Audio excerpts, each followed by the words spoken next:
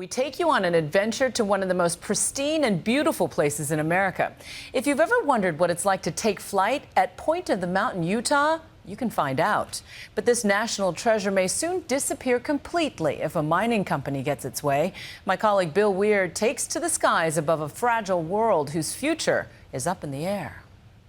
For the average adrenaline addict, there are countless ways to mock gravity. No shortage of flying machines to fall out of, or ramps to jump, or ledges to leap. But there are very few places a person can step off the earth and into the sky and stay there for hours. Very few places where land and air meet with such harmony, where a smooth ridge juts into clockwork winds so perfectly, both bird and human can catch a free ride with equal ease. And this may be the best such place in the world. When I was a kid, I dreamed about flying all the time, and you'd have to run really fast and jump in the air, and you could fly. And here we can do that. We run really fast, and we jump and we fly. You don't even have to run that fast. That's true. You got wind, you don't even have to run that fast. How incredible is that? It is called Point of the Mountain, Utah, and most days it sends a riot of colorful wings in the sky above the sprawling suburbs of Salt Lake City. Much the way scuba divers have the Great Barrier Reef and climbers cling to the rocks of Yosemite, this place has been a mecca for flyers ever since glider pilots trained here before World War II.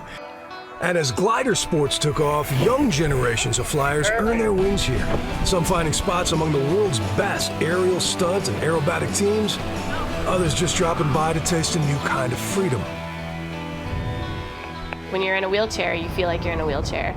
In this, you're gonna feel like all the other pilots out there. Being back in it makes me feel more like myself than a lot of other everyday things. The Director of Sports and Recreation for Paralyzed Veterans of America says this is only one of 2 places in the nation where members can safely train, and novices of all ages have flown from this spot. I've taken from 1-year-olds to a 97-year-old lady, and to be able to go up and share free flight with somebody and hear them giggle and laugh and smile and cry is really special to me. And I love that, and I don't want to see it disappear. Whoa, wait, disappear? How and why would a mountain disappear? Well, that is a controversial question around these parts, and to get the answer in the most vivid way possible, I am offered a tandem flight with Bill Heener, one of the most accomplished glider pilots in North America. I can't see what's going on behind me, but it feels exciting.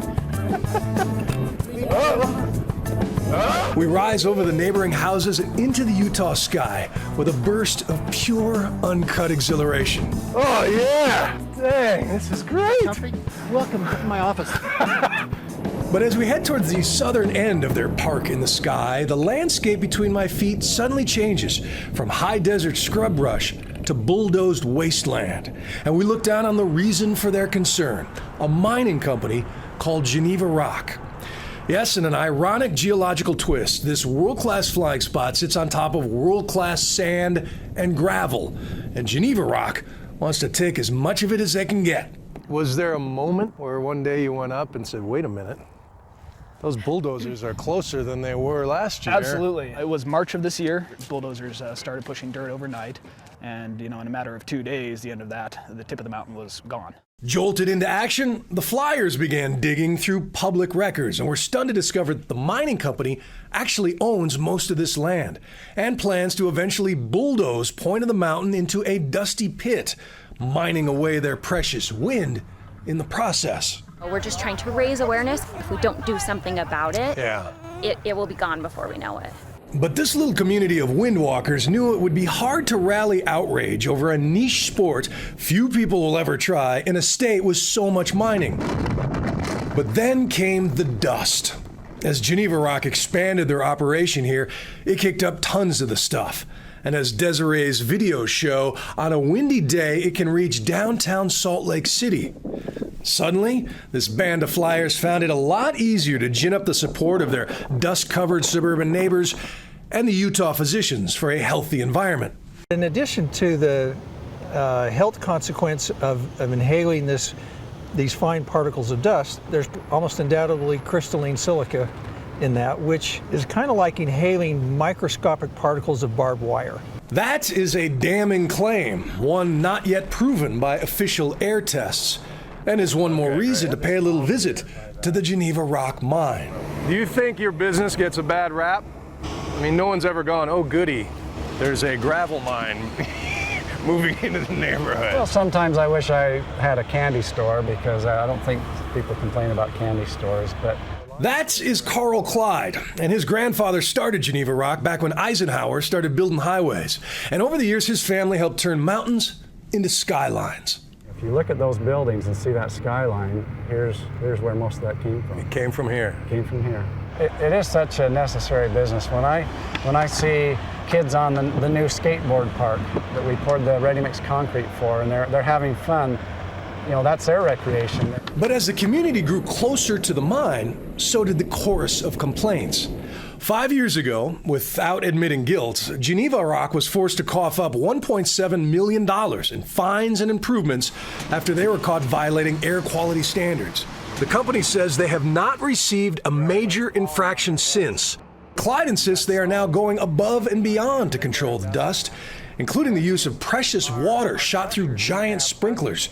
And he says since his product is used in sandboxes on playgrounds and sand traps on golf courses, there is no dangerous silica to worry about. It is a safe product. If it wasn't safe, all the government regulators that regulate our business, you know, they wouldn't allow us to run there. But that is cold comfort for the Wind Riders. And when I show him their pamphlet, he confirms their worst fears. It's just future property that we want to mine there. You do want to mine there? Yeah, we'd like to mine all our property, but you know, I support their sport. It's a very interesting sport. I haven't done it myself, but you should try it. But I like watching it. I'm probably not as courageous as you, I guess. But. Now, if this were a movie, this is the part where the mining executive takes a flight, changes his mind, and everyone lives happily ever after. But for the moment, all parties await an official wind study with promises from county officials to find some solution in coming months. I mean, isn't everything in life about balance? We have to be creative, find a way to work together, because it's a very special place. So, and once it's gone, you can't get it back. The whole purpose of our organization is to hopefully get them to do a land swap or work out a reasonable land purchase price. But if their proposal is that we'll swap you this land for some less desirable gravel pits, we'd have to look at it. You'd still think about it. You know, it might be desirable. I don't know. I'll have to see their proposal. You know, there's plenty of sky. You guys can fly anywhere. This is jobs. This is business in America. What do you say to somebody with that attitude? I ask people that say that, do you like mountains? Because this mountain's about to disappear. If you like hiking or mountain biking, you should care about this mountain here. Because after this mountain, which mountain is next?